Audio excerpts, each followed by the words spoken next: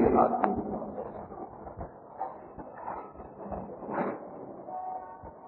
एक छोटी सी घटना से मैं अपनी आज की बात शुरू करना चाहूंगा।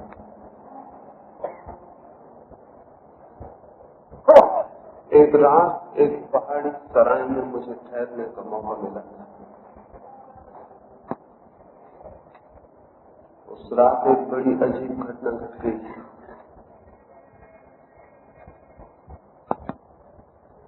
वो घटना रोज ही याद आ जाती है, क्योंकि रोज ही उस घटना से मिलते जुलते लोगों के दर्शन हो जाते हैं। उस रात उस पहाड़ी सराय में जाते ही पहाड़ी की पूरी घाटी में एक बड़ी मार्मिक आवाज सुनाई पड़ी। कोई बहुत ही दर्द भरे स्वरों में कुछ पुकार रहा है, लेकिन निकट जाके मालूम पड़ा वो कोई आदमी न था, वो सराय के मालिक का तोता था। वो तोता अपने सींचों में बंद था, अपने पिंजड़े में, और जोर से स्वतंत्रता स्वतंत्रता चिल्ला रहा। उसकी आवाज में बड़ा दर्द था, जैसे वो हृदय से आ रही हो, जैसे उसके प्राण स्वतंत्रता के लिए प्यासे हो, और उस पिंजड़े में बंद उसकी आत्मा जैसे छटपटाती हो मुक्त हो जाने को। उस तोते के उस आवाज में मुझे दिखाई पड़ा जैसे हर आदमी के भीतर कोई बंद है पिंजड़े में और मुक्ति के लिए प्यासा है और चिल्ला रहा है। उस तोते से बड़ी सहानुभूति मालूम हुई, लेकिन सुबह मुझे पता चला कि बड़ी गलती हो गई। वो तोता चिल्ला रहा, मालिक सराय का सो गया और सराय के दूसरे मेहमान भी सो गए, तो मैं उठा, उस तोते के पिंजरे को खोला और उस तोते को मुक्त करना चाहा। मैं उस तोते को बाहर खींचता था, वो तोता भीतर सींचों को पकड़ता था और चिल्लाता था, स्वतंत्रता स्वतंत्रता। मैंने बामुश्किल उस तोते को खींच के पिंजड़े में बाहर किया। इस पिंजरे से खींचने में उसने मेरे हाथ पर भी काट लिया, हाथ पर चोट भी की। उसे पिंजरे से बाहर निकाल के मैं निश्चिंत हो गया और मुझे लगा कि चलो एक आत्मा मुक्त हुई।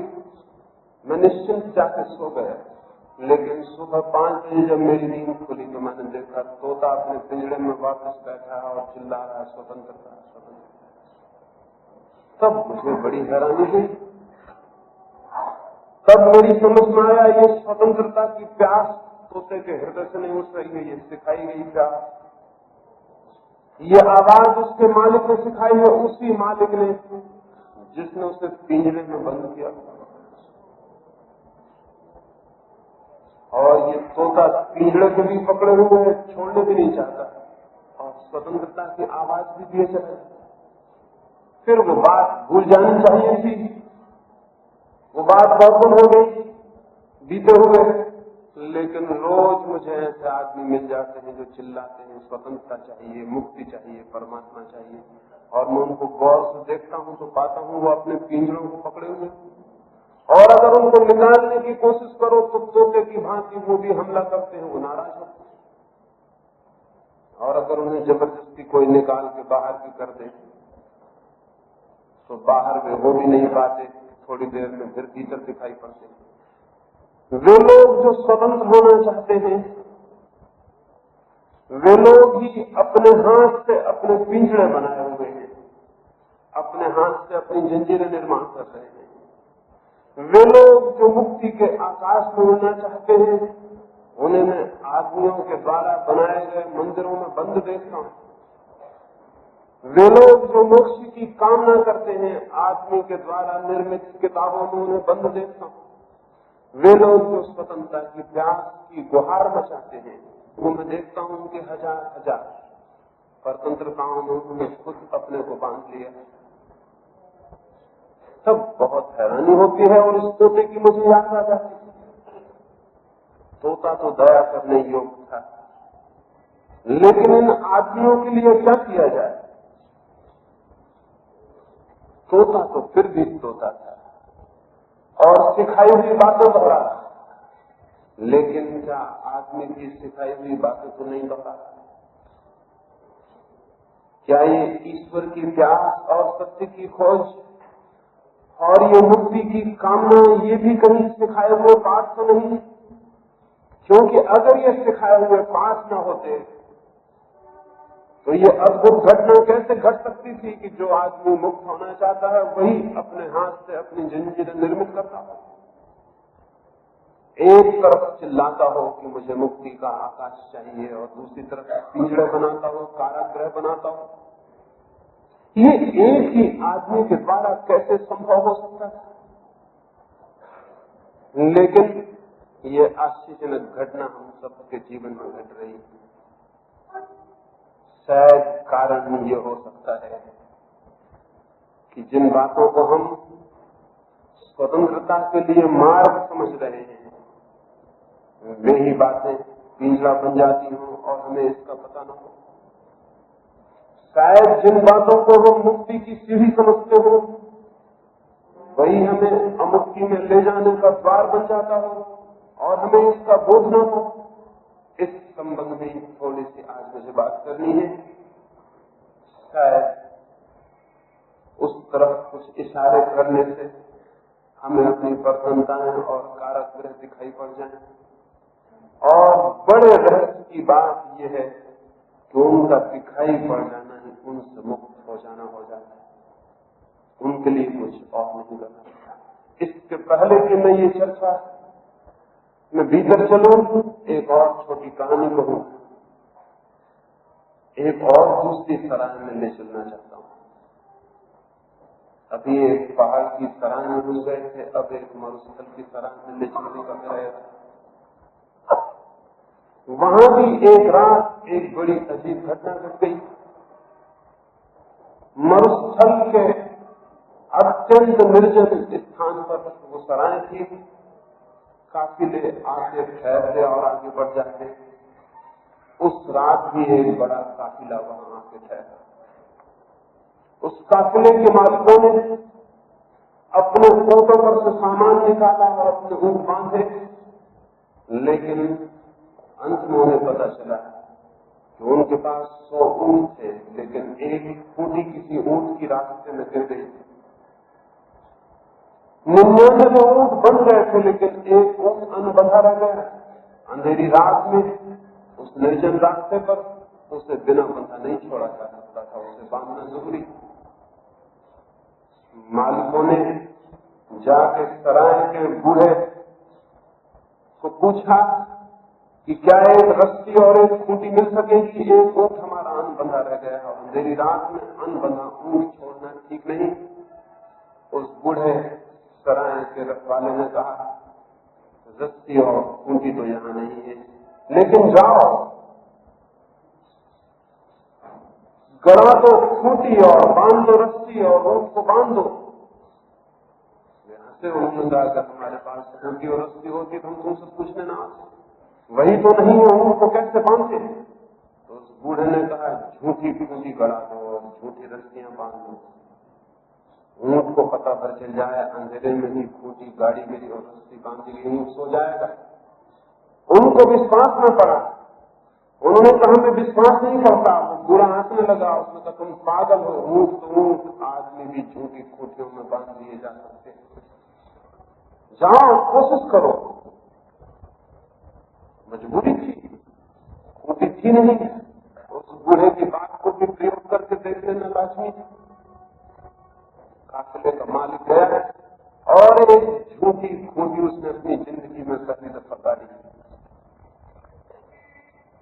बड़े हैरानी से गाड़ रहा था, खूंटी थी नहीं, लेकिन वैसे ही आवाज कर रहा था जैसे कि खूंटी होती और गाड़ी जाती। ऊंट खूंटी गाड़ने की आवाज सुन के बैठ गया। मालिक हैरान हुआ, ऊंट राजी हो रहा।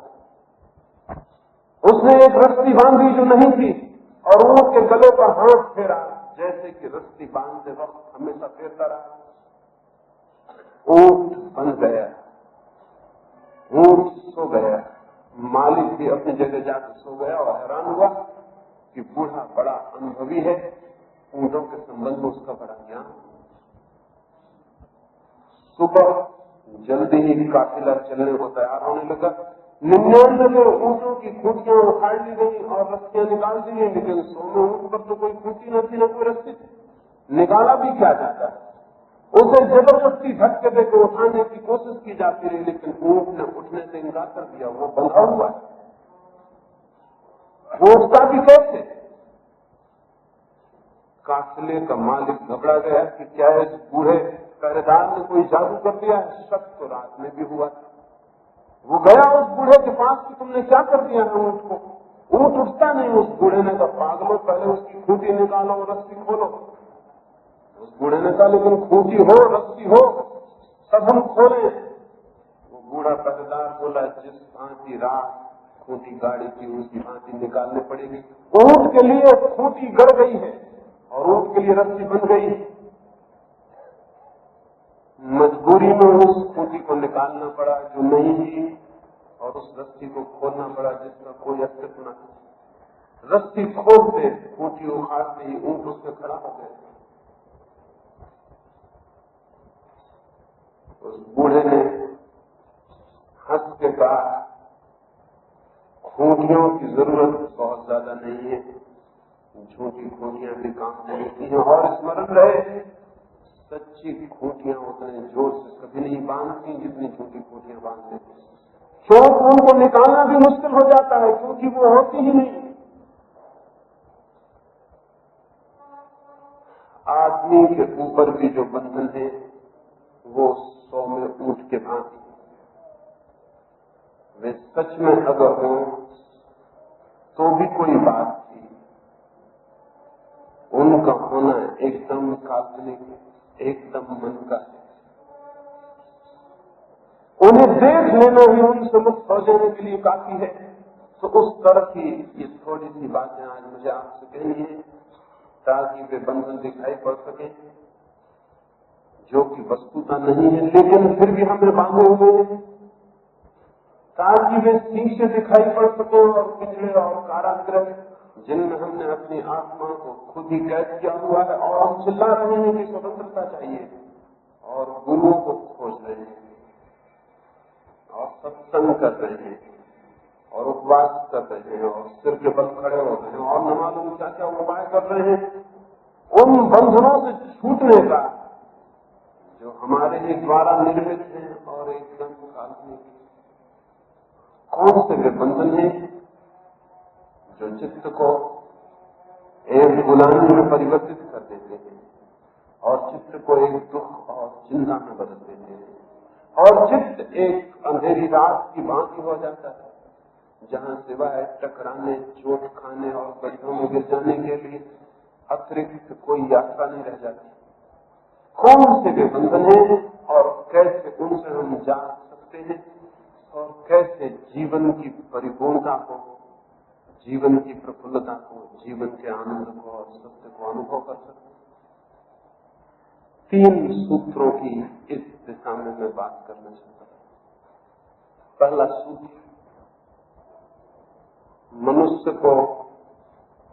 मनुष्य के चित्त को अंधकार में, अज्ञान में, भूले हुए रास्तों को भटकने के लिए जिस चीज ने बहुत बड़ा आधार रखा है वो है हमारा अंधविश्वास, हमारा अंधापन, हमारी श्रद्धा। ये सब बहुत आदृत हो गया है हजारों साल की पूजा के कारण, लेकिन इससे जहरीला, इससे विषाक्त और कोई शब्द नहीं। श्रद्धा ने, विश्वास ने, बिलीफ ने आदमी के जीवन को एक अंधकारपूर्ण कारागृह बना दिया, क्योंकि उस सबका बहुत बुनियादी अर्थ आदमी को अंधा होने के लिए राजी करता है। और जो आदमी अंधा हो जाता है फिर वो कैसी भी खूंटियों पर विश्वास कर सकता है, क्योंकि अगर वहां खोले तो दिखाई पड़ सकता था कि खूंटियां झूठी थी। वो ऊंट उस रात धोखे में आ गया है, शायद दिन होता तो धोखे में ना, रात अंधेरी थी, झूठी फूटी गाड़ी जा रही थी, ऊंट को दिखाई नहीं पड़ रहा है। आदमी की जिंदगी में रात पैदा करने की तरकीब ईजाद कर ली गई है। आदमी की आंख बंद कर दी जाए तो रात हो जाती है। फिर उस अंधेरी रात में, उस बंद आंखों में कोई भी बंधन खड़े किए जा सकते हैं। विश्वासों ने मनुष्य की आंखों पर पट्टियां बांधी। विश्वास का अर्थ है हम उन बातों को स्वीकार कर लेते हैं जिन्हें जानते नहीं, जिन्हें हमारे प्राणों ने अनुभव नहीं किया, जिन्हें हमारे जीवन ने स्पर्श नहीं किया। हम उन शब्दों को और सिद्धांतों को पकड़ लेते हैं इस भांति जैसे कि हम उन्हें जानते हो, और फिर यही रुकावट बन जाती है। खोज का यही अंत हो जाता है। एक गांव में एक बहुत बड़ा तार्किक, एक बहुत बड़ा विचारक था। वो एक दिन सुबह गांव के तेली के पास तेल खरीदने गया। उसने देखा कि तेली अपनी दुकान पर बैठा हुआ है और दुकान के पीछे ही तेली का कोल्हू चल रहा है, बैल चल रहा है, चक्कर काट रहा है और तेल फेर रहा है। कोई उसे चला नहीं रहा था। तो उस विचारक ने उस तेली को पूछा, बैल को कोई चला नहीं रहा लेकिन बैल चलता चला रहा है, बात क्या है? उस तेली ने कहा, देखते नहीं बैल की आंखें बंद हैं, आंखें बंद, बैल को ये पता भी नहीं है कि कोई नहीं चला। उस विचारक ने पूछा, लेकिन अगर वो खड़ा हो जाए तब तो उसे पता चल जाएगा कि पीछे कोई नहीं है। उस तेली ने कहा, जरा गौर से देखें, बैल के गले में मैंने घंटी बांध रखी, जब तक घंटी बजती रहती है मैं समझता हूं कि बैल चल रहा है, और जब घंटी बंद हो जाती है मैं उठ के बैल को फिर से पीछे से चला देता हूं, तो बैल को ये ख्याल बना रहता है कि मैं हमेशा उसके पीछे हूं, इसलिए वो खड़े होने की हिम्मत नहीं करता। उस विचारक ने थोड़ा सोचा और उसने कहा, ये भी तो हो सकता है कि बैल खड़ा हो जाए और सिर को हिलाता रहे ताकि घंटी बजे और आपको धोखा पैदा हो जाए। उस तेली ने कहा, माफ करो और जल्दी से दुकान से जाओ, कहीं बैल तुम्हारी बातें न सुन ले। ये तुम्हारी बात बड़ी खतरनाक हो सकती है, मेरा सारा धंधा ही चौपट हो सकता है। आदमी की आंख पर भी कुछ धंधे करने वाले लोगों ने पट्टियां बांध दी और वे बड़े डरते हैं कि विचार की कोई बात इन आंखें बंद आदमियों के कानों में न पड़ जाए, नहीं तो ये सारा धंधा चौपट हो सकता है। जो धर्म के नाम पर सारी जमीन को एक जहरीले नाक की तरह घेरे हुए होते हैं। आदमी के आंख पर पट्टियां बांध दी गई हैं और विचार की कोई खबर न पहुंच पाए उसके पास। इसलिए हजारों साल से ये समझाया जा रहा है कि विश्वास करना विचार नहीं, विचार भटका देगा, विश्वास ही पार ले जाने वाली नाव है, जबकि अंधापन कब किसको पार ले जा सकता है। फिर यह अंधापन किसी भी प्रकार का हो सकता है, आस्तिक का हो सकता है, नास्तिक का हो सकता है। अगर आस्तिक घर में पैदा हुए हैं तो ये आस्तिक का होगा अंधापन कि बचपन से ये विश्वास मन में डालना शुरू कर दिया जाएगा, ईश्वर है, मोक्ष है, नरक है, स्वर्ग है, और ये भी बात सिखाई जाएगी कि कभी संदेह मत करना, संदेह करने वाला आदमी भटक जाता है। जबकि सच्चाई ये है कि जो संदेह करता है वही किसी दिन सत्य पर पहुंच पाता है, जो संदेह नहीं करता उससे सत्य तक पहुंचने का कोई मार्ग नहीं। लेकिन विश्वास करने वाला सिखाता है संदेह मत करना, डाउट मत करना, विश्वास करना, जरा भी संदेह मत लाना, बस विश्वास करना। ये कितनी नासमझी की बात है। कोई आदमी कितना ही विश्वास करे, क्या विश्वास करने से उसके भीतर के संदेह का अंत हो सकता है? जबरदस्ती लाया गया विश्वास क्या भीतर संदेह को समाप्त कर सकता है? संदेह भीतर मौजूद रहेगा। लाख विश्वास को हम ऊपर से ओढ़ते चले जाएं, लेकिन भीतर जब तक चेतना जागी हुई है वो कहेगी मुझे ये पता नहीं, ये सही भी हो सकता है, ये गलत भी हो सकता है। इस संदेह को कुचलते जाओ। विश्वास की शिक्षा है, इस संदेह को कुचलो, इसके प्राण ले लो, इसकी गर्दन दबा दो, इसकी आवाज बाहर मत आने दो और तुम विश्वास को ओढ़ते चले जाओ। ऐसा आदमी अगर अपने भीतर के संदेह की हत्या करने में समर्थ हो गया है तो वो समझ ले उसने संदेह की नहीं, अपनी ही आत्महत्या कर ली, क्योंकि तब उसका अंधापन स्थायी हो गया जिसका इलाज नहीं हो सकेगा। लेकिन कोई आदमी कभी भी अपने भीतर के संदेह की पूरी हत्या करने में कभी समर्थ नहीं हो पाता।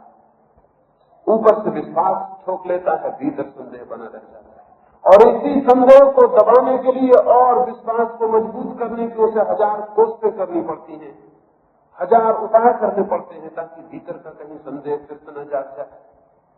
सारे धर्म यही करते रहे, जबकि स्थिति सत्य के खोजी की बिल्कुल उल्टी होगी ये कि वो अपने संदेह को पूरी तरह विकसित करे, ठीक ठीक विकसित करे। सम्यक संदेह, राइट डाउट ही यात्रा का प्राथमिक बिंदु है।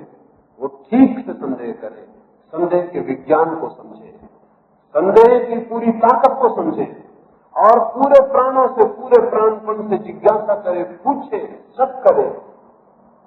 और अगर वो ठीक से संदेह करता चला जाए और पूरी तरह से और इस संदेह में कहीं भी समझौता न करे तो एक दिन संदेह की ये खोज ही उसे उन रास्तों पर पहुंचा देगी।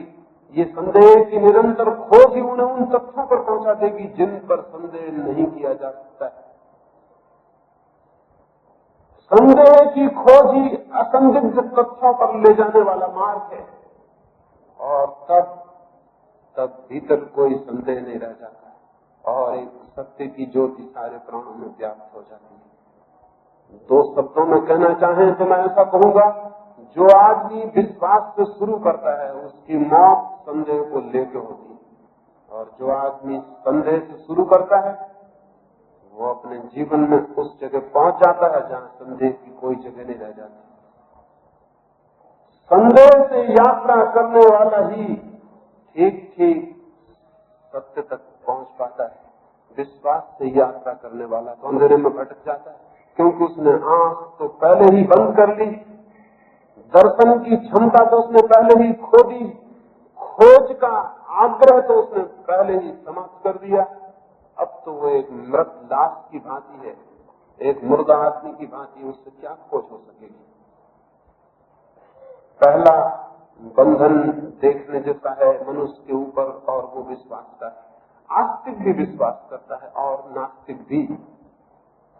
नास्तिक विश्वास कर लेता है ईश्वर नहीं है, आत्मा नहीं है, मोक्ष नहीं है, उसका विश्वास नकारात्मक है। आस्तिक का विधायक है, लेकिन दोनों के विश्वास हैं और दोनों अंधे हैं। किसी को ये हक नहीं है कहने का कि ईश्वर नहीं है जब तक कि वो जान न ले। किसी को ये हक नहीं है सोचने का और मान लेने का कि ईश्वर है जब तक कि वो पहचान न ले। इसलिए ठीक ठीक धार्मिक आदमी वो है जो हाँ और ना दोनों को अस्वीकार कर देता है और खोज को अंगीकार करता है, जो ये कहता है कि मुझे ज्ञात नहीं है लेकिन मैं जानना चाहता हूं, जो ये नहीं कहता कि मुझे मालूम है कि ईश्वर है, जो ये भी नहीं कहता कि मुझे मालूम है कि ईश्वर नहीं है। ऐसा जो आदमी इस तरह के आग्रहपूर्ण अंधता में पड़ जाता है उसकी तो खोज वहीं बंद हो गई, समाप्त हो गई। खोज करने वाला चित्त, एनक्वायरी करने वाला चित्त तो खुला होगा, मुक्त होगा। वो कहेगा मैं नहीं जानता हूं लेकिन जानना चाहता हूं, मुझे ज्ञात नहीं है लेकिन मेरे प्राण जानने को आतुर है। सत्य मुझे अज्ञात है, इसलिए मैं कैसे कहूं कि क्या है और क्या नहीं है। इतना ही कह सकता हूं निश्चय से अभी कि मैं अज्ञान में हूं। धार्मिक व्यक्ति की पहली पहचान है कि वो न आस्तिक होगा, न नास्तिक होगा, न वो हिंदू होगा, न मुसलमान होगा। धार्मिक आदमी अज्ञात के प्रति आतुर होगा, जिज्ञासु होगा, पिपासु होगा और अपने अज्ञान के प्रति सचेत होगा। ये जो लोग विश्वास को पकड़ लेते हैं, ये अपने अज्ञान को भूल जाते हैं और विश्वास के द्वारा झूठे ज्ञान को पैदा कर लेते हैं और इस भ्रम में पड़ जाते हैं कि मैं जानता हूं। आस्तिकता और नास्तिकता की बकवास ने सारी दुनिया में ये भ्रम पैदा कर दिया है कि हम जानते हैं, मैं जानता हूं, जबकि हम कुछ भी नहीं जानते। अज्ञान हमारा बहुत गहरा है, लेकिन विश्वास के द्वारा थोथे ज्ञान को हम अपना बना लेते हैं और जोर जोर से चिल्लाने लगते हैं कि मैं जानता हूं। न केवल चिल्लाते हैं, बल्कि अजीब पागल लोग हैं हम। इस थोथे ज्ञान के ऊपर एक दूसरे की हत्या भी कर सकते हैं, मंदिरों मस्जिदों में आग भी लगा सकते हैं, मुल्क को तबाह भी कर सकते हैं, क्योंकि हमारा ज्ञान दूसरे के ज्ञान से सही है इसलिए, जबकि हमारा ज्ञान भी वैसा ही अंधकारपूर्ण है जैसा दूसरे का। और अंधेरे में हम जिन बातों पर विवाद कर रहे हैं, वे दोनों ही बातें एक जैसी हैं। अंधेरे में किए गए अनुमान हैं, अंधेरे में किए गए अनुमान और विश्वास खेलने के लिए तो अच्छे हो सकते हैं। जिन लोगों को बैठ के बुद्धिमत्ता की शतरंज खेलनी हो, उनके लिए तो ठीक हो सकते हैं। जिनको अनुमान करके कल्पनाओं के आकाश में उड़ना हो, उनके लिए तो ठीक हो सकते हैं। लेकिन जो लोग सचमुच जीवन की खोज में निकले हैं, उनके लिए नहीं। मैंने सुना है एक स्कूल में एक इंस्पेक्टर का आगमन हुआ है। उसके आने के पहले ही खबर पहुंच गई थी उसके आने की। वह आदमी विशिष्ट था, खबर पहुंच जानी जरूरी थी। जिन जिन स्कूलों में वो निरीक्षण को गया था, उन सब के रिकॉर्ड खराब कराए, क्योंकि उसने जो प्रश्न पूछे थे उनका उत्तर बच्चे तो क्या, साधु संत और महात्मा और पहुंचे हुए सर्वज्ञ भी नहीं दे सकते। प्रश्न बेहूदे थे और पागलपन से भरे हुए थे। उस स्कूल में आया तो घबराहट फैल गई। स्कूल का रिकॉर्ड खराब होना निश्चित था। वो इंस्पेक्टर पागल हो चुका था। उसके पागलपन की खबर सबसे पहले इसी से चल गई थी कि वो 30 दिन इंस्पेक्शन करने लगा था। कोई समझदार इंस्पेक्टर कभी इंस्पेक्शन करने जाता है, उसके पागलपन की इसी से खबर फैल गई थी कि पागल हो गया। 30 दिन वो जाके इंस्पेक्शन करता था स्कूलों में। तब पहले तो उसके साथी इंस्पेक्टरों को शक हुआ था कि उसका दिमाग खराब हो गया, क्योंकि जो समझदार थे वो घर ही बैठ के रिपोर्ट भर देते थे डायरी में। कोई समझदार कहीं जाता है इंस्पेक्शन करने को कभी। ये आदमी जाने लगा था तो शक पैदा हुआ था, और फिर इसने जो रिपोर्ट दी थी उनसे बहुत घबराहट पैदा हो गई थी। स्कूल में वो आया तो पूरे स्कूल में तैयारी थी, शिक्षक तैयार थे, बच्चे तैयार थे। स्कूल की सबसे बड़ी कक्षा में वो गया और उसने कहा कि मैं एक प्रश्न पूछूंगा। इस प्रश्न का आज तक कोई उत्तर नहीं दे सका। अगर तुम में से किसी ने इसका उत्तर दे दिया तो फिर आगे मैं कोई प्रश्न नहीं पूछूंगा, क्योंकि हड़िया का एक चावल ही देख लेना काफी होता। और अगर तुम इसका उत्तर न दे पाए तो फिर मैं बहुत प्रश्न पूछूंगा, फिर मैं हूं और तुम हो। उसके पहले प्रश्न को थर्राती हुई जिज्ञासा से बच्चों ने सुना। प्रश्न ऐसा था कि बच्चों के तो प्राण वहीं के वहीं सहम गए होंगे, श्वास वहीं के वहीं बंद हो गई हो। प्रधान अध्यापक खड़ा था, वो भी थर थर कांपने लगा, क्योंकि उस प्रश्न का कोई उत्तर हो ही नहीं सकता था, वो प्रश्न ही नहीं था।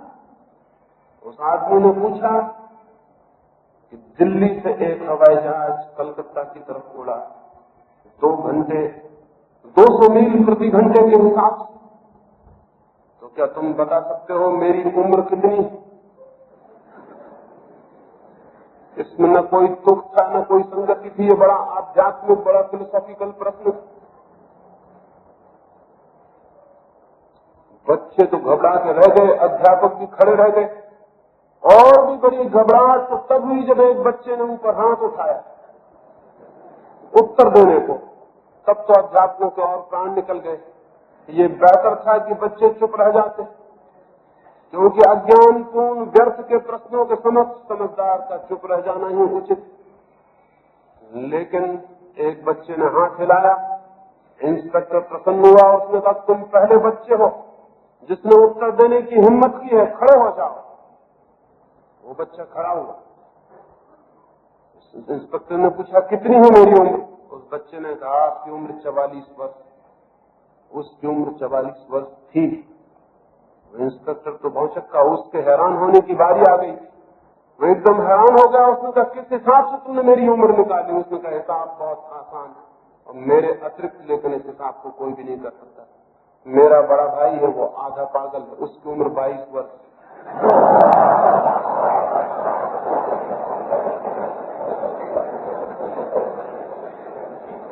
आज सारे मुल्क में पूछ लेते तो भी इसका उत्तर मिलने वाला नहीं था। ये उत्तर मैं ही दे सकता हूं।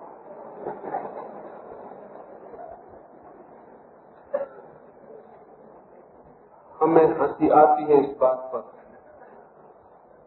लेकिन जिनको हम बहुत ज्ञानी कहें और जिनके ज्ञान की हम निरंतर स्तुति किया करते, वो इससे भी फिजूल बातों पर विचार करते रहे और प्रश्न पूछते रहे। मध्य युग में यूरोप के साधु संत इस बात पर विचार करते रहे कि एक सुई की नोक पर कितने फरिश्ते खड़े हो सकते हैं। ये इंस्पेक्टर से ठीक हालत में थे ये लोग।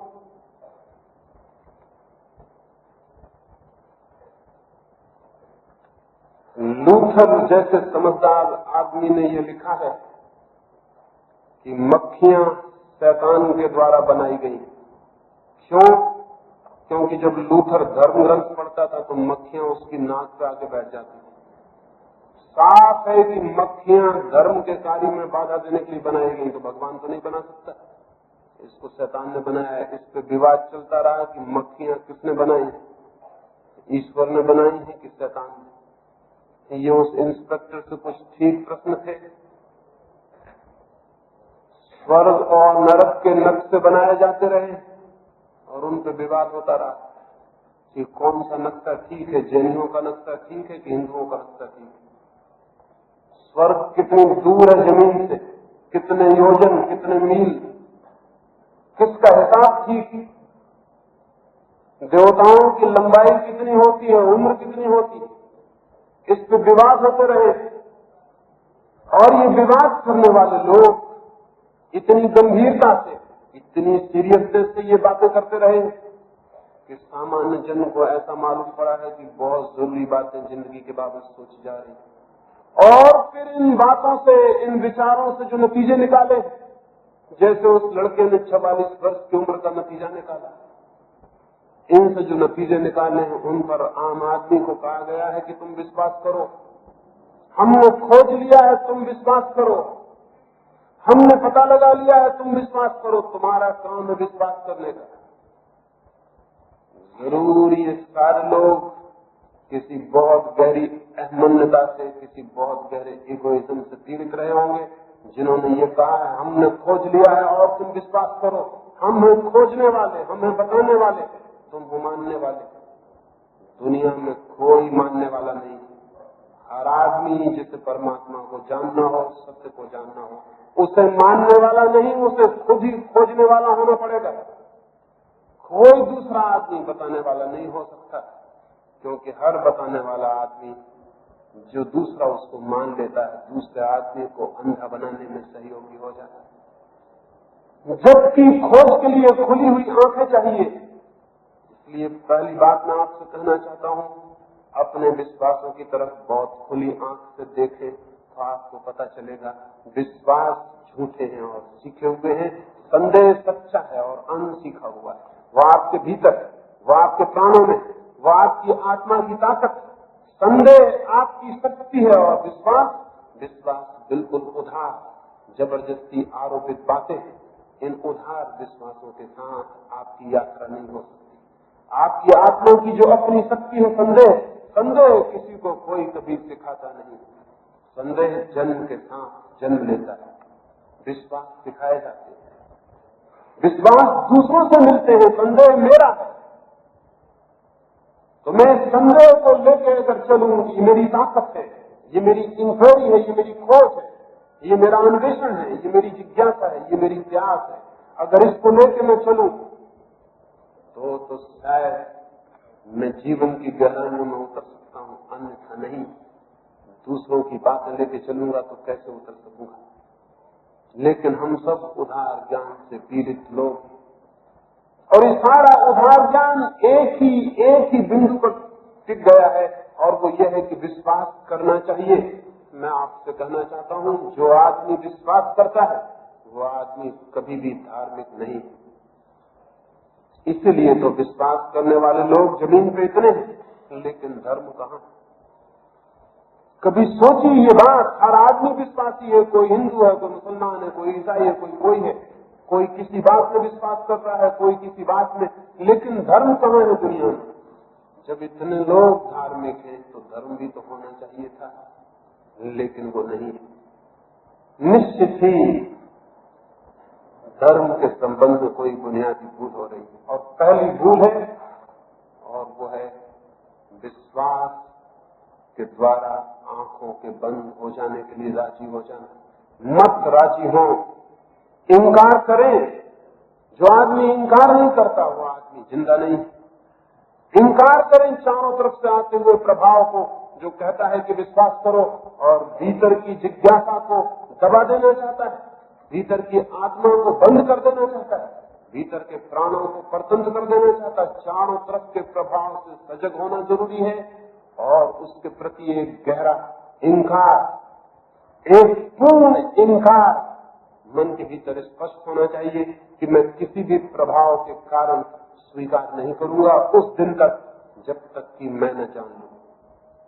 ऐसी जिसके भीतर जिज्ञासा होती है, ऐसी अदम्य जिसके भीतर प्यास होती है, वो जरूर जानने में समर्थ हो जाता है। ये पहली बात। दूसरी बात, विश्वास को हटा दें और विचार को भीतर जन्म दें। लेकिन विचार का जो दूसरा सूत्र है, विचार को जन्म देने की जो बात है, वो भी बहुत सोच लेने की है। विचार के आधार पर या विचार के नाम पर हम एक बड़ी अजीब बात कर लेते हैं। हम विचार को जन्म देने के नाम पर विचारों को संग्रह कर लेते हैं और सोचते हैं हमारे भीतर विचार का जन्म हो गए। थिंकिंग के नाम पर हम थॉट्स को इकट्ठा कर लेते हैं। विचार करने की क्षमता के नाम पर हम विचारों का जमघट इकट्ठा कर लेते हैं और सोचते हैं कि हम विचारपूर्ण हो गए। विचारशीलता में और विचार के संग्रह में बुनियादी भेद। बल्कि सच्चाई यह है, जो आदमी जितने विचारों को इकट्ठा करने के लिए उत्सुक हो जाता है, समझ लेना उसके भीतर विचार की क्षमता उतनी ही कम। वो उसी क्षमता की कमी की पूर्ति इस भांति विचारों को इकट्ठा करके कर लेने की कोशिश कर रहा है। विचारना, विचार की शक्ति हमारे भीतर होनी चाहिए, विचारों का संग्रह नहीं। लेकिन सारी दुनिया में विचारों का संग्रह चलता है। कॉलेज में, स्कूल में, समाज में, सभ्यता में, सब तरफ हम विचारों को इकट्ठा कर रहे हैं। और जब हमारे पास विचारों का बहुत सा कचरा इकट्ठा हो जाता है तो हम सोचते हैं कि हम विचारक हो गए। और जब एक आदमी वेद और उपनिषद के उद्धरण देने लगता है तो हम उसके पैर छूने लगते हैं कि आदमी ज्ञानी हो गए। ये सारे उद्धरण, ये वेद, उपनिषद, गीता और बाइबल और सारे शास्त्र और इन सबका स्मरण एक बिल्कुल यांत्रिक प्रक्रिया है। इससे ज्ञान का और विचार का कोई संबंध नहीं। शायद आपको पता न हो, अब तो यांत्रिक मस्तिष्क बन गए हैं और आदमी के मन की स्मृति पर निर्भर रहने की अब कोई जरूरत नहीं है। अब तो मशीन उत्तर दे सकती है। मशीन से पूछें कि फलानी ऋचा का क्या अर्थ है, तो मशीन उत्तर दे सकती है। या गीता के फलाने फलाने हिस्से में क्या लिखा हुआ है, तो मशीन उत्तर दे सकती है। पिछली बार शायद मनुष्य जाति के इतिहास में पहली दफा ये घटना घटी, कोरिया के लड़ाई के वक्त चीन से अमेरिका युद्ध में आगे बढ़े या न बढ़े, इसका निर्णय सेनापतियों ने नहीं किया, मशीन ने किया। मशीन से पूछा गया, जिस मशीन को कोरिया की स्थिति के बाबत सब पता है, जिस मशीन को चीन की स्थिति के बाबत सब पता है, जिस मशीन को अमेरिका की ताकत के बाबत सब पता है, उस मशीन से पूछा गया कि इस समय चीन से युद्ध में उतरना ठीक है या नहीं। मशीन ने उत्तर दिया, बिल्कुल ठीक नहीं। और युद्ध में चीन के आगे फिर अमेरिका नहीं बढ़ा, हाथ उसने खींच लिए। मशीन को सब जानकारी दे दी जाती है, वो उत्तर दे देती। आपका दिमाग क्या करता है? जानकारी दिमाग में भर दी जाती है, दिमाग उत्तर देने लगता है। मैंने आपसे पूछा आपका नाम, आप फौरन बोले राम, तो आप सोचते हैं आपने कोई बहुत विचारपूर्ण काम किया। आपको बचपन से भर दिया गया कि आपका नाम राम, आपका नाम राम, ये आपकी स्मृति में जाके टंकित हो गया, ये टेप रिकॉर्ड हो गया। बाहर से प्रश्न आया आपका नाम, भीतर से स्मृति बोली राम, आप समझे कि आप विचारक हो गए। ये काम तो मशीन कर देती, इसमें कोई विचारशील हो जाने का सवाल नहीं है। विचारशीलता विचारों का संग्रह नहीं है, फिर विचारशीलता क्या है? अगर विचारशीलता विचारों का संग्रह नहीं तो विचारशीलता क्या है? विचारशीलता है जीवन के प्रति एक सचेतना, जीवन के प्रति एक जागरूकता, जीवन के प्रति निरंतर प्रतिक्षण जागा हुआ होना। जो आदमी प्रतिक्षण, जीवन में तो प्रतिक्षण चारों तरफ से हमारे ऊपर घटनाएं घट रही हैं, आघात हो रहे हैं, उनके उत्तर हमारे भीतर से आने। सुभाष बाबू के बड़े भाई थे शरद चंद्र, वो ट्रेन में सफर करते थे। बाथरूम में स्नान करने को गए, सांझ का वक्त, अंधेरा हो गया। वो स्नान करते थे, उनकी कीमती घड़ी हाथ से छूट गई और संजास के रास्ते नीचे ट्रेन के गिर गई। बाहर आए, उन्होंने चेन खींची, गाड़ी रुकी, लेकिन रुकते रुकते तो कोई 1 मील का फासला तय हो गया। अंधेरी रात, ड्राइवर और कंडक्टर ने, गार्ड ने कहा बहुत मुश्किल है घड़ी को खोजना, 1 मील पीछे न मालूम घड़ी कहां पड़ी हो, इस अंधेरी रात में उसे कैसे खोजा जा सकता है? शरदचंद ने कहा नहीं, कठिनाई नहीं होगी, मैंने जलती हुई सिगरेट उसके पीछे ही डाल दी, तो मेरी सिगरेट जहां पड़ी होगी उसके फीट 1 फीट के घेरे में घड़ी होनी चाहिए, और जलती हुई सिगरेट है, वो अंधेरे में भी दिखाई पड़ जाएगी, आप आदमी भेजें। वो घड़ी मिल गई, वो जलती सिगरेट के 1 फीट पास पड़ी हुई। इस आदमी की घड़ी गिरी, आपकी घड़ी गिरती, आप क्या करते? शायद चिल्लाते कह रही मेरी घड़ी गई, बाहर आके बताते कि मेरी घड़ी गिर गई, चेन खींचते, लेकिन तब तक गाड़ी बहुत आगे निकल चुकी होती।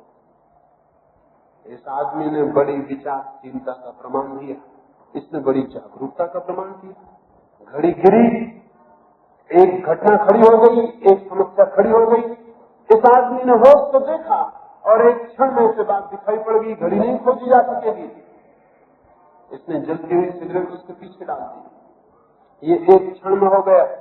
और ये बात स्मृति से नहीं हुई, क्योंकि जिंदगी में ये पहले ही मौका था, इसकी कोई मेमोरी नहीं थी, इसकी कोई स्मृति नहीं, ये कोई रोज रोज घड़ी गिराने का काम नहीं हुआ, ये किसी किताब में पढ़ा नहीं था कि घड़ी गिर जाए तो जलती हुई सिगरेट पीछे डाल देना। अब आप डाल सकते हैं, लेकिन वो विवेकशीलता नहीं होगी।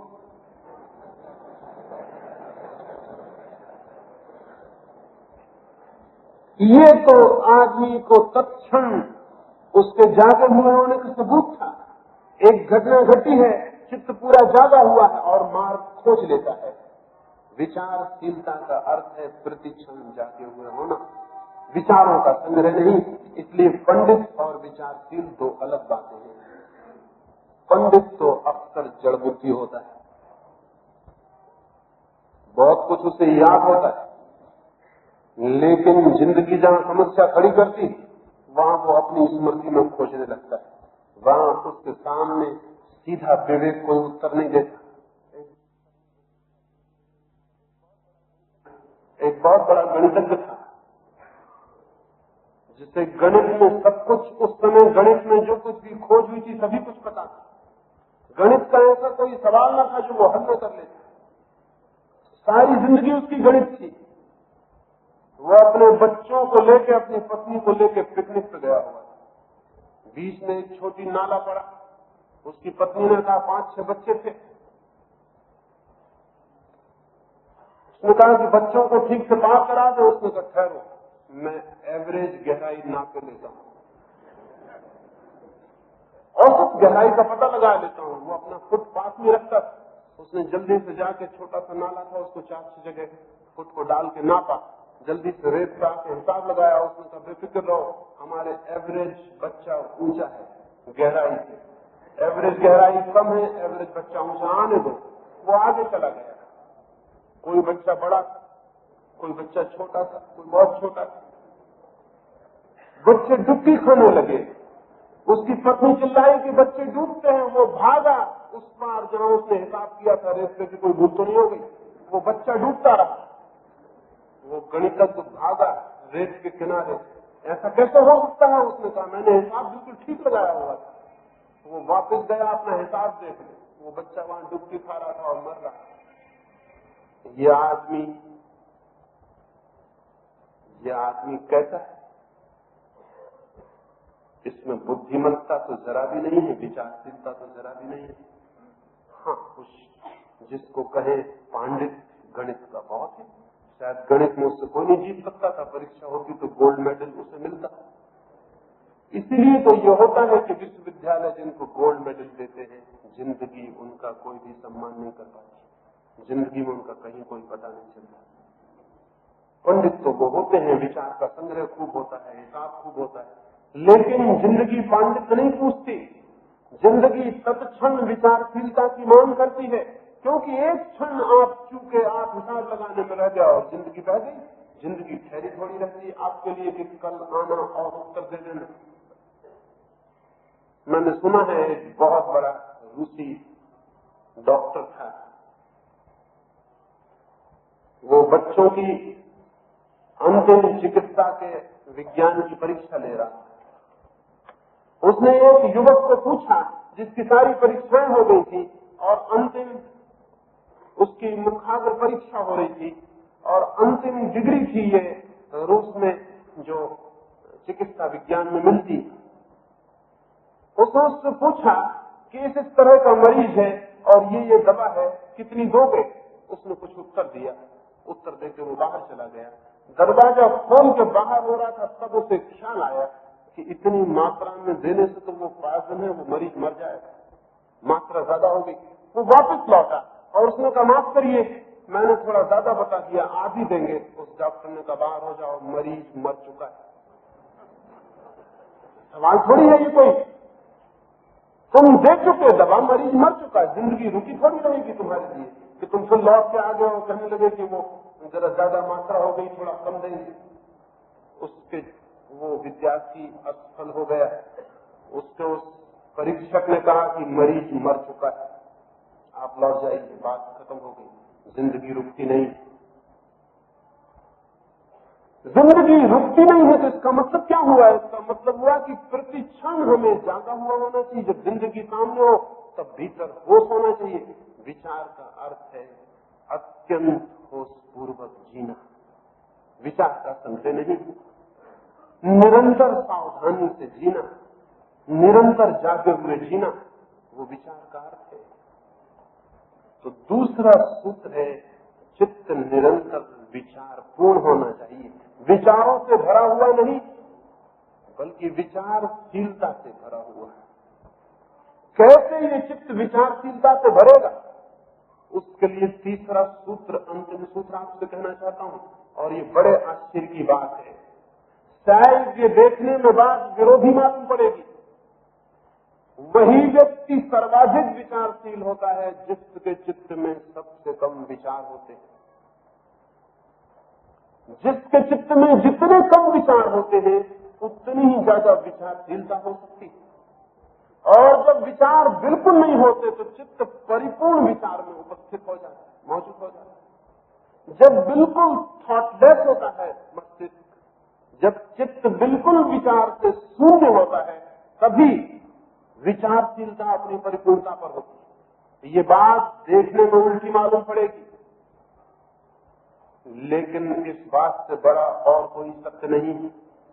जब विचार की कोई तरंग चित्त पर नहीं होती, तो चित्त सर्वाधिक रूप से जागरूक होने में समर्थ होता है, और तब जीवन से सीधा रिस्पॉन्स होता है, तब जीवन से सीधा संबंध होता है, तब जीवन उधर एक बात खड़ी करता है और इधर मन उसके उत्तर से, शब्दों में नहीं बल्कि समग्र रूप से उसकी चुनौती को स्वीकार करने में और उसके निदान में, उसके हल करने में समर्थ हो जाता है। जैसे एक दर्पण हो, और दर्पण के ऊपर अगर धूल पड़ी हो तो फिर दर्पण बाहर जो है उसके प्रतिफलन में समर्थ नहीं रह जाता।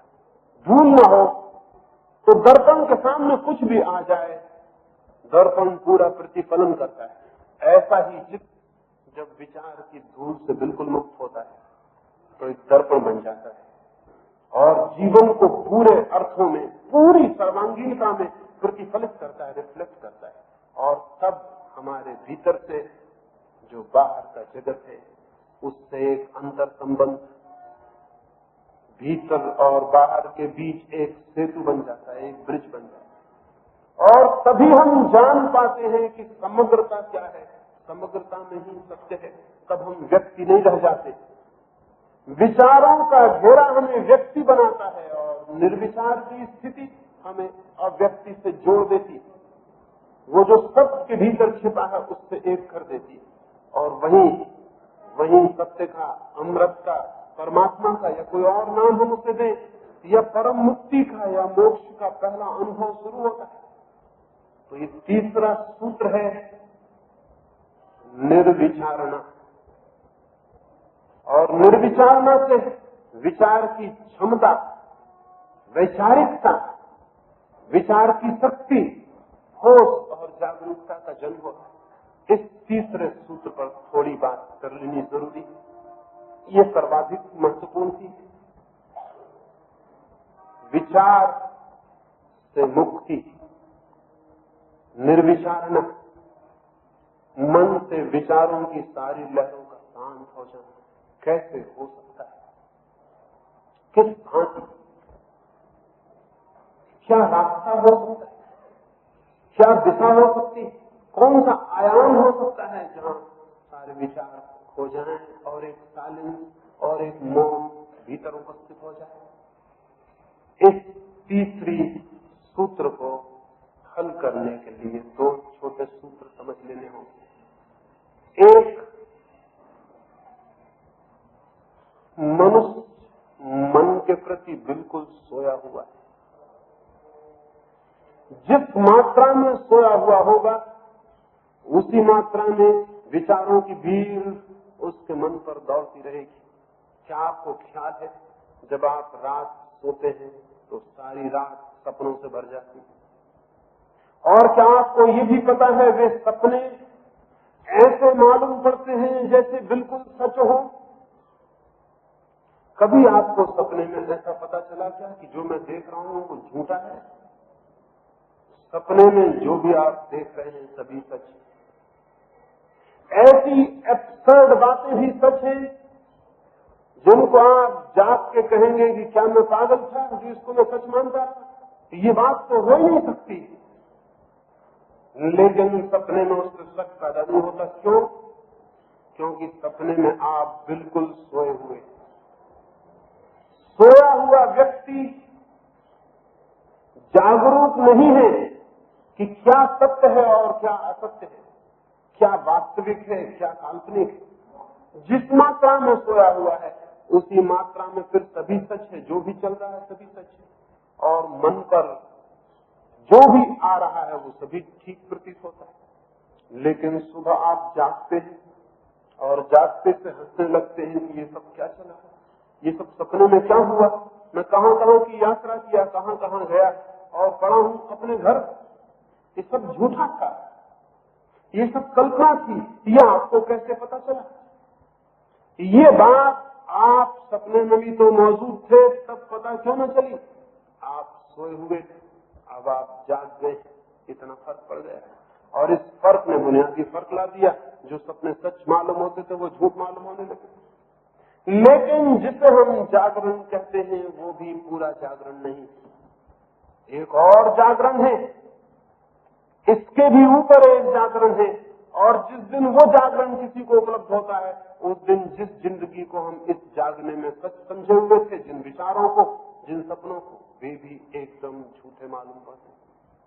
तब ज्ञात होता है कि वो भी एक सपना था, वो भी एक सपने से ज्यादा नहीं था। और चूंकि हम सोए हुए थे इसलिए वो हमें सच मालूम पड़ रहा था, उसमें कोई सच्चाई न थी। चीन में एक बादशाह, एक ही लड़का था उसका, वो मरण सैया पर पड़ा, बूढ़ा बादशाह, एक ही लड़का, वो मरने के करीब है। चिकित्सक इंकार कर चुके कि बच नहीं सकेगा। वो रात भर उसके पास बैठा है। 2 रात बीत गई, तीसरी रात आ गई है, शायद आज सुबह नहीं हो सकेगी। लड़के की जिंदगी की ज्योति बुझी बुझी मालूम होती। 3 दिन का जागा हुआ राजा, बूढ़ा आदमी, वो उसके खाट के ऊपर ही सिर रख के सो गया। सोते ही उसने एक सपना देखा। उसने सपना देखा वो सारे जगत का सम्राट हो गया। एक छोटे से राज्य का सम्राट था। सपने में देखा सारी प्रतिभा का राजा हो गया, सारी पृथ्वी उसके अंतर्गत, चक्रवर्ती सम्राट हो गए। 12 उसके लड़के थे, बहुत सुंदर, बहुत युवा, बहुत सुंदर उसकी पत्नियां हैं, सब सुंदर है, सब सुखद है।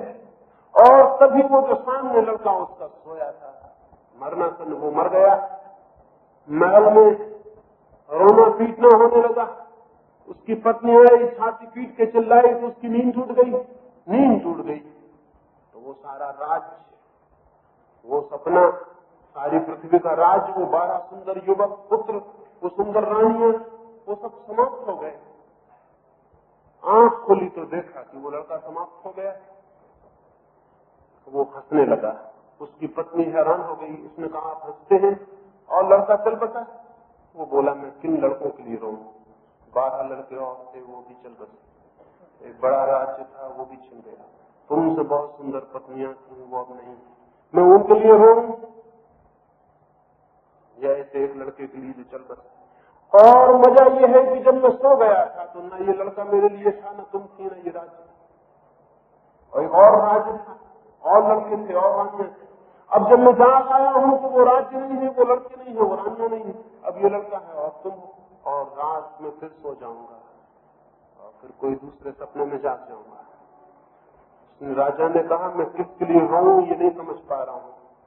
इसलिए मुझे हंसी आ गई, क्योंकि जिंदगी में ये पहला मौका है कि मेरे सामने विकल्प खड़ा हुआ है कि मैं किसके लिए रोऊं।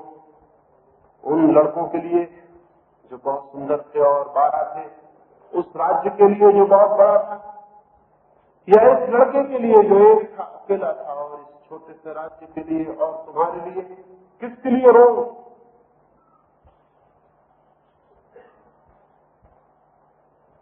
एक और जागरण है जहां हम जिंदगी के विचारों के घिरे हुए जाल से और ऊपर उठते हैं, तो वो जागरण पैदा किया जा सकता है। जागने की निरंतर सतत प्रक्रिया से ही वो जागरण पैदा हो जाता है। हमने जागने की कभी कोई कोशिश नहीं की। कभी आकस्मिक जागने के कोई क्षण आते हैं, आप रास्ते में जाते हो, कोई छुरा लेके आपके सामने खड़ा हो जाए, तो एक क्षण को आपके भीतर एक अवेकनिंग पैदा होगी। एक क्षण को आप पूरी तरह जाग जाएंगे, जैसे सारी नींद टूट गई, सारे विचार खत्म हो जाएंगे, सारे सपने छिन जाएंगे, सिर्फ एक सत्य सामने खड़ा रह जाएगा और आपकी चेतना एक दर्पण बन जाएगी। एक क्षण को फिर बात खत्म हो जाएगी। कोई घर में मर जाएगा, कोई बहुत परिजन, उसकी मृत्यु एक चोट कर देगी और भीतर एक जागरण फलित होगा। एक क्षण को आप ठिठके रह जाएंगे और फिर सब विलीन हो जाएगा। जिंदगी में कभी कभी किन्हीं क्षणों में जागरण पैदा होता है, लेकिन इस जागरण को सतत सावधानी से भीतर जगाया जा सकता है। चलते उठते बैठते ये पैदा किया जा सकता है। एक छोटी सी घटना कहूं, उससे मेरी ये बात समझ में आ जाए। जापान में एक राजकुमार को उसके गुरु के घर भेजा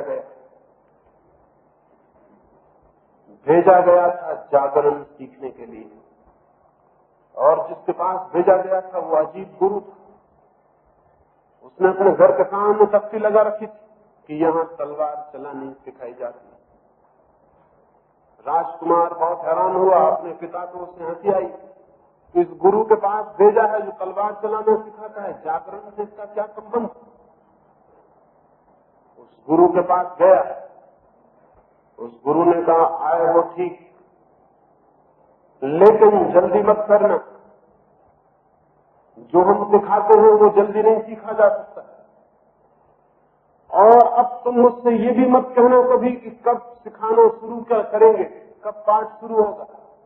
वो जब मुझे मर्जी आएगी पाठ शुरू हो जाए।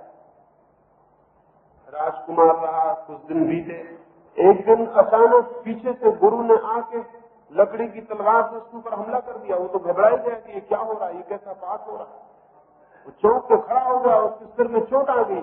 उसने कहा कि ये क्या करते हैं, आपका दिमाग तो ठीक है। उस गुरु ने कहा पाठ शुरू कर दिया गया, अब कभी भी किसी भी वक्त में हमला कर दूंगा, तुम्हें तैयार रहना पड़ेगा।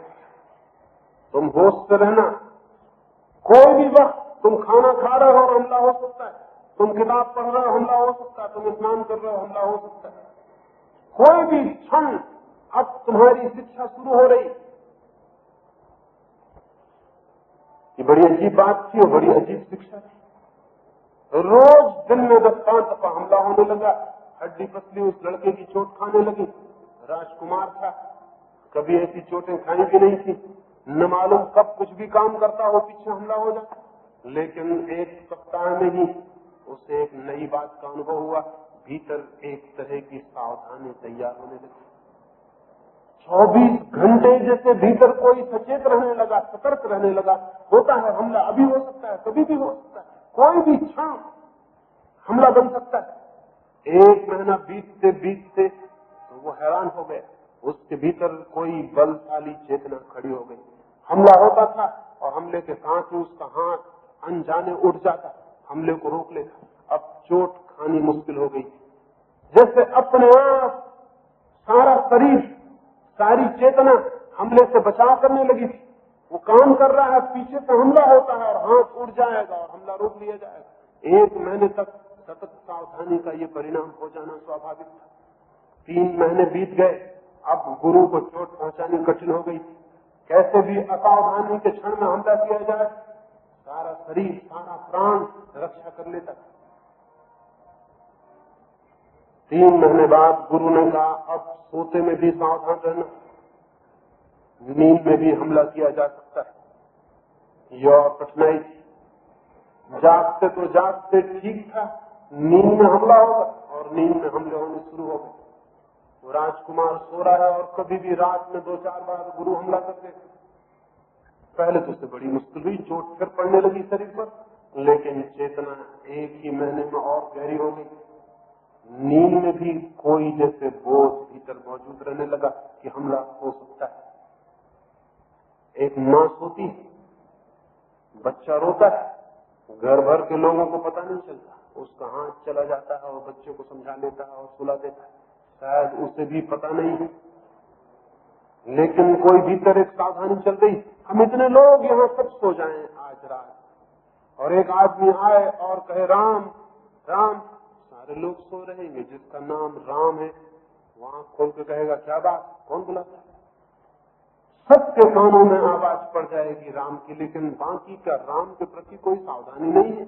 उस आदमी की है, राम के प्रति उसकी सावधानी है, तो नींद में भी एक चेतना काम करेगी। 1 महीना बीतते बीतते नींद में भी हमले से रक्षा होने लगी। नींद में भी वो हाथ उठ जाता, नींद में भी वो बचाव कर लेता, सोता हुआ। 3 महीने बीत गए, पूरे 6 महीने बीत गए थे। अब तो बड़ी अजीब बात हो गई थी। हमले की तो बात दूर, गुरु की पग ध्वनि भी सुनाई पड़ जाती, वो आ रहा है, इसका भी पता चल जाता। हमला करना तो बहुत दूर, साल बीत गया, उस युवक को अब चोट पहुंचाना कठिन था। एक दिन झाड़ के नीचे बैठे उसे ख्याल आया, ये बूढ़ा मुझे काफी चोटें पहुंचा चुका, मैंने कभी ख्याल ही नहीं किया, आज मैं भी तो इस पर हमला करके देखूं, ये भी सावधान है या मुझको ही सावधान बनाए चला जा रहा है। दूर उसका गुरु बैठा था, दूर दरख्त के नीचे, वहीं से गुरु बोला, ठहर ठहर, मैं बूढ़ा आदमी हूं, हमला मत कर देना। अभी तो ये बैठा सोच ही रहा था, उसने कहा ठहर ठहर। ये बहुत हैरान हो गया, उसने कहा मैंने तो सिर्फ सोचा भर है, अभी हमला कहां किया। गुरु ने कहा और थोड़े दिन ठहर, जब और तेरी सावधानी बढ़ेगी तो पग ध्वनि नहीं, विचार की ध्वनियां भी तुझे सुनाई पड़नी शुरू हो जाएंगी। वे भी सूक्ष्म तरंगे हैं, जो उतना सावधान होगा वो उनके प्रति भी जाग जाता है। वो सावधानी में दीक्षित होकर वापस लौटा। उसके गुरु ने उसे तलवार चलानी कभी नहीं सिखाई।